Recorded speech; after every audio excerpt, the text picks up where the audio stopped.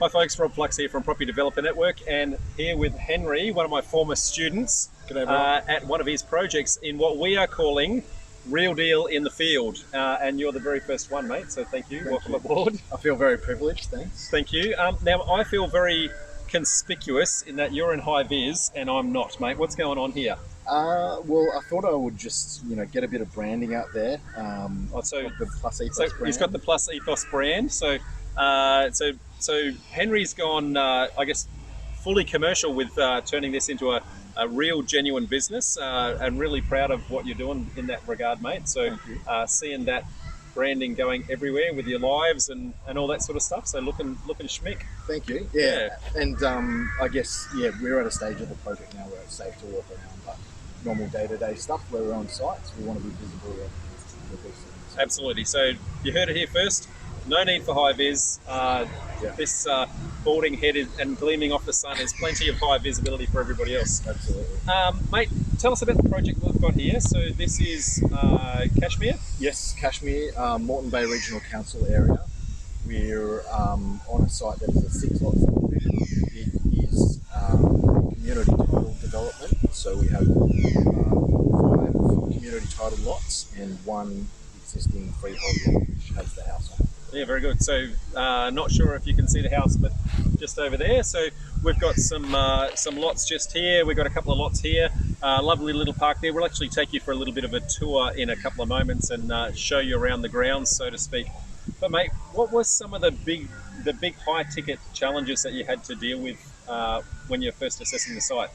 The first thing was it was a very slopey site, and you might be able to see in the background there's a fence up here where the existing ground level was at the base of that fence. So we knew going into it was very slopey. We'd have to deal with that and either make a decision to level the blocks or to leave them as is. So we did sort of a mini FISO on how much it would cost to level and retain and what the resale would be versus leaving as is and letting a builder do that.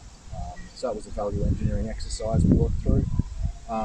We had stormwater. I'm going to pick up on that phrase. So value engineering. So just for those of you out there who haven't come across the expression, there's 3 or 4 ways sometimes to solve the same problem, and it's about having a look at each of those different ways and saying, well, if I carve this up slightly differently, is that going to give me a mix of usability, functionality, and cost effectiveness?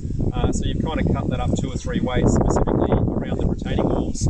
So you were telling me how much you spent on the retaining walls before, but just for the audience's benefit, 90,000 you spent on the retaining? Yes, yeah. So just the installation of a concrete sleeper wall, 90,000, including certification and design, and let's say round figures 50,000 to do the bulk earthworks and remove the extra soil we had on site.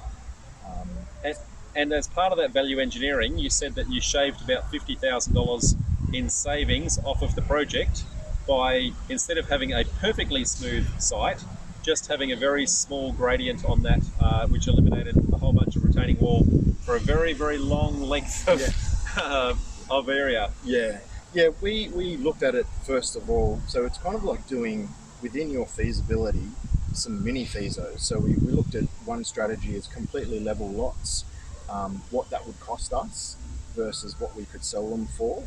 And we did an alternate strategy where we did slightly level lots, where we had them level, but there was a fall of up to 1 metre.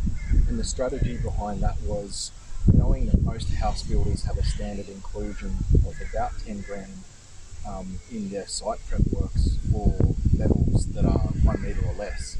So we didn't want to burden new buyers with their site prep costs, but we didn't want to go overboard and make it way too easy for them either. So sweet spot that we found there. Very good, sweet spot. All about the sweet spot. Yeah. So mate, I'm gonna go behind the camera and kind of do the round the grounds kind of thing. We'll give the audience a fair bit of warning up front. We do have a neighbour who's playing some thrash metal over there, and when we're pointing in that direction, we may get a couple of glimpses of his taste. Which the last couple of songs have been pretty good, but some of the ones prior were pretty ordinary to be frank. So should we have a look around, mate? Yeah, let's do it. Oh, good. So I guess lay of the land behind us, there's way up in the corner, the first community title lot, lot 2, lot 3, lot 5 in the corner here. The driveway we're standing on is common property, so the residents all share this for access, and council wanted to make sure that there was amenity for these residents to get into the reserve and the park next door. So council conditioned that we provide this little footpath, landscaping, which is a 3 metre wide easement, through here into the park. So once plan sealing is finished, residents will be able to walk straight through there into the park. Lot 6 is this one down here. It's probably it is the biggest community title lot, but it's a bit deceiving in the sense that it has a riparian overlay on it. So there's a section of the lot behind the silt fencing where that is owned by the owner of that plot, but they can't build anything on it. So they can landscape it but not put a pool there. The common property driveway goes down to the verge here, and we can go down and have a look and check out. We've got a community title meter board down there, and also the lot 1 existing house, which we've tidied up a little bit. Let's go for a wander up to the retaining walls, maybe to check out them. Yeah, go for it. So if you can just face the camera while we talk, and walk backwards, mate. Tell us about the retaining walls and why you've actually staggered them on 2 different levels here. Yep. So 2 reasons. One is cost. So if we are going higher than 1.5 metres, the engineering, design and construction cost escalates.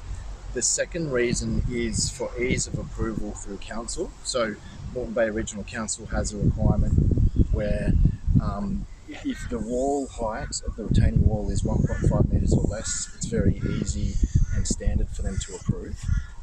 If it is higher than that, then you have to go to additional operational works approval. So the answer is cost is reduced by double tiering them, but also speed of approval. Very good. And so you mentioned speed, so this project's taken you a little bit longer than you would have anticipated. It has, yeah. It's been an interesting experience. We've right now experienced some of the COVID effects. Momentum seems to be gathering now that we're coming out of it, from the lockdown isolation phase.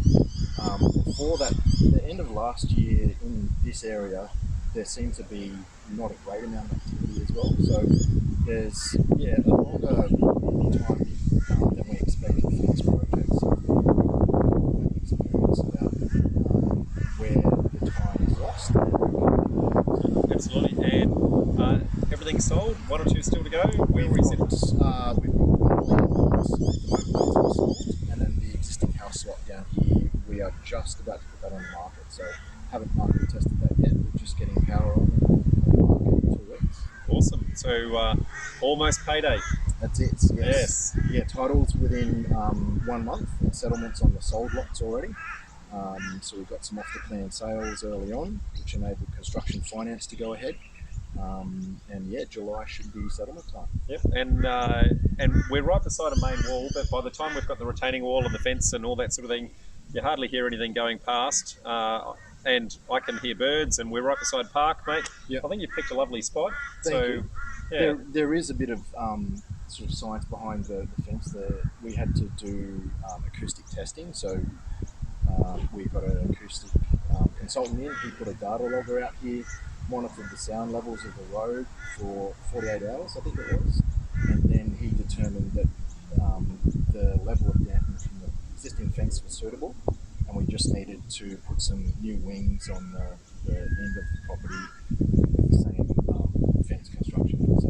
So that is providing, I guess, the sound and damping effects. Very good. Well, there you have it, folks. That's our very first real deal in the field with Henry. And Henry, mate, we're seeing you doing lots everywhere, and I guess really proud to have you as part of our community, mate. So thank you, and welcome aboard to the first real deal in the field. Thanks, folks. See you later.